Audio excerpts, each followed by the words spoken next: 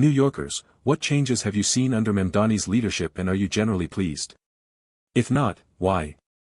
In addition to what others are saying, a comprehensive repaving of our arterial road by my apartment, I also want to add that his communication is top-notch. I know it isn't necessarily material, but he puts out videos that are genuinely informative and explain what is going on, what they plan to do to address it, and so on. Even just simple stuff. Yes, there was a historical blizzard, yes, NYC does collect and melt snow, it melts it at XYZ rate and we have a lot to go, etc. I feel like I know more of what is going on, how the city works, and I really like that. This idea of putting out quick communication about simple achievements is what I believe was something missing in the Biden administration. They were doing good things but the common American had no idea. More politicians, on both sides but especially Democrats, need to share all they do, big and small. There's an entire subreddit dedicated to this called r/what Biden has done. I perused it about halfway through his presidency and I was surprised about over half the things I read I'd not even heard of, some really good things for the country, too. I can't comment on what direction it's taken after his term ended, though. Not paid attention to it since. It's the same here in the UK, the Labour Party, for all their faults, and there are many, have done several really good things too, but no one actually knows about it. It's quite annoying. Also in simple terms so average person who does not know political terms or economics finance can understand. I got back into reading about 3 years ago and have become a frequent patron of the Brooklyn Public Library. Every few months I'd get an email from the library begging me to send a letter to the city government to beg for their budget. So every few months for the past 3 years I have been sending emails telling the city how valuable the library is and how important books were in getting me out of a depressive episode. Mamdani's budget gives the library's baseline funding, which means I won't have to send my emails anymore or worry about cuts to library programming and Saturday service. There's a special place in heaven for people who send such emails. Bless you and your letter writing, Darl. It's true. AM Australian. Been called Darl by so many women, typically 50 plus. I like it. This doesn't get enough attention. Guaranteed baseline funding is really important for city agencies because they can make more long-term plans since they are not worried that funding will fluctuate or disappear altogether. This allows them to make more ambitious long-term plans, which end up costing less in the long run. It also prevents waste via the use the budget before it's gone next year mentality. The use the budget before it's gone next year mentality causes a lot of pointless spending. People fear not using a budget will result in a cut the year after, often resulting in a lot of incredibly reckless spending. This is a huge problem in the military. Public libraries are such a wealth of resources and sanctuary for those of us who are most in need. Bless you. I've always wanted to read The Count of Monte Cristo by Alexander Dumas. That's in the education section next to the book on soap carving. As someone that works in the city, suddenly all the buildings with brick sheds are fixing their shit. It's amazing. It is absolutely wild how fast landlords can suddenly find the money and motivation to fix decades of crumbling infrastructure the exact second the city actually starts holding them accountable. There's like scaffolding/awning over tons of sidewalks in NYC which are designed to stop bricks falling off old buildings and hitting people. They're an eyesore though. So landlords are fixing the buildings and bringing down all this ugly scaffolding. Well shit, TL. I went to college there many years ago and always thought, man, there's always so much construction/remodeling going on in this city. The scaffolding was everywhere and they never came down either. It was cheaper to erect sheds than do the repairs on the building facade/roofs that required the shed, that's why they never came down. How to with John Wilson did an episode about scaffolding in NYC. I highly recommend it. I was gonna mention this as well. NYC scaffolding is an entire industry unto itself. It's crazy. Love this series so much. Surprisingly informative for how ridiculous it is. It was always so weird when the scaffolding that had been on the corner for years disappeared overnight. Oh damn, you taught me something today. I assumed it was just construction. It is, but it's a law that had an unintended consequence. For some owners it's cheaper to leave the shed up than fix the problem, so the damage gets worse, and it still looks like crap for as long as they don't handle their responsibilities. I don't even live in NYC, but this makes me swoon a little bit. There was a crosswalk that needed to be replaced in my block that would stay flooded for days after a rain. It would stink like shit. It's in the shade so the sun wouldn't dry it up either. I've submitted complaints to the city about it over the almost 6 years I've lived in this place. I submitted another complaint like 2 or 3 months ago and a few weeks ago it was finally replaced. I'm ecstatic.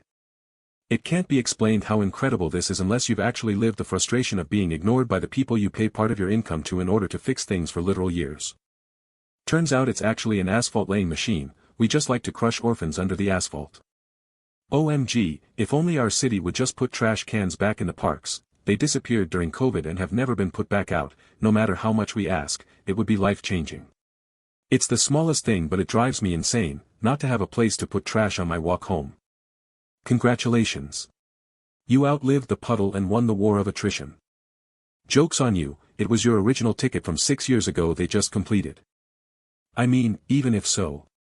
Now you just have to deal with all the follow-up notifications saying they couldn't find the issue for the next 6 years.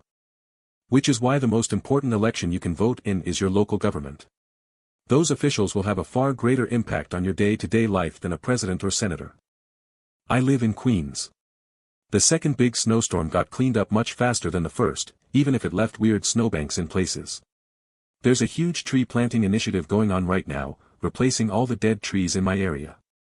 I've seen a lot of required repair work on buildings and roads actually being done. The roads need more work around me but the giant, dangerous potholes are getting tackled faster than prior years. God, I hated those snowbanks. I can't think of anything the mayor could realistically do to fix them, but with the month-long temperatures that never got above freezing they were disgusting, huge, made for narrow crosswalks, and never went away. Once it finally got above freezing, they would melt and then refreeze during the night so the sidewalks would have big ice patches on the way to work. I don't drive and just occasionally take Uber, so haven't really ever noticed potholes but that's good there's improvement. My local subway exit was supposed to be finished with renovations in Q3 of this year. It reopened 2 weeks ago, smiley face. I was overjoyed. For construction workers, tons of overtime and new jobs opening up everywhere. All the big agencies, DDC, MTA, Port Authority, etc. are in a rush to finish current jobs and open up new ones. Ever since the pandemic, overtime became a rarity and some contractors closed up shop due to a lack of work. So thanks a lot Mr. Mamdani. The MTA has been doing an amazing job lately. They're replacing the Harlem Metro North tracks and the project is currently something like 5 months ahead of schedule and 90 million under budget. Incredible. My guess is keeping the focus on getting it done rather than seeing what you can grift from it. Imagine not spending 90% of the budget on dividends for the shareholders and bonuses for management, crazy. When you take out the corrupt and replace them with competent people. All the elevator installation jobs are going up really fast too. Please send them to Stuttgart 21. We got at least another 5 years of this shit because the wrong cables. You have to respect someone that is cutting non-justified overtime while making sure overtime is available where necessary. Most just go from one extreme to the other. Yeah, but think of all the absentee rich people funding those improvements by paying extra taxes on their second or third homes in NYC while they vacation around the world. They may never come back, I don't know how the city will recover from their continued absence. The funniest part about this is SC tripled my property taxes on my childhood home a decade ago, because I don't live there. Not some tiny lil percent, triple. And yet the MAGA pretend to be hysterical about New York doing a comically smaller version of the same thing. My landlords were rated the worst in the city not too long ago. They have been deadbeats for years now, I've reported them to the city so many times, they didn't care. They finally showed up to my apartment a week ago about my city complaints and sent an email about how they want to hear from tenants and they're implementing a new system. Old system, do as little as humanly possible. New system, do your job. I think it is a lack of trust. If you do not trust your government, then of course you don't want them to do things. I am from a country that is extremely trust-based, everyone believes the government wants what is best for the people, and that allows the government to actually do big projects and so on. There may be grumbling that they are shit at money management, but no one would expect it to be corruption-related.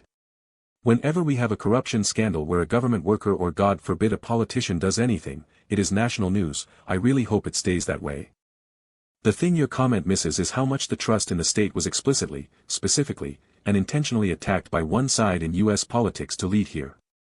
Failing to truly battle the New Deal initially kinda meant a combination of giving into it and building major resentments which then were inflicted upon the US via shit like Reagan and the welfare queen propaganda. You have one side who essentially want to light everything on fire assuming they'll be standing above the ashes. I'm not a big fan of states from an entirely different position than those folks, but it's not surprising to see people not trusting or feeling like it's possible to rely on the government after 50 years of intense propaganda and work to dismantle all of it. In the same way fascistic propaganda often veers, it calls out to a genuine lacking and provides an overly simplified cause that demonizes whomever is convenient. And thus you get people voting passionately for grifters with totalitarian leanings because that side has managed to both sow existential distrust among a portion of its constituency while being the literal prime examples of the kind of corruption they're complaining about to begin with.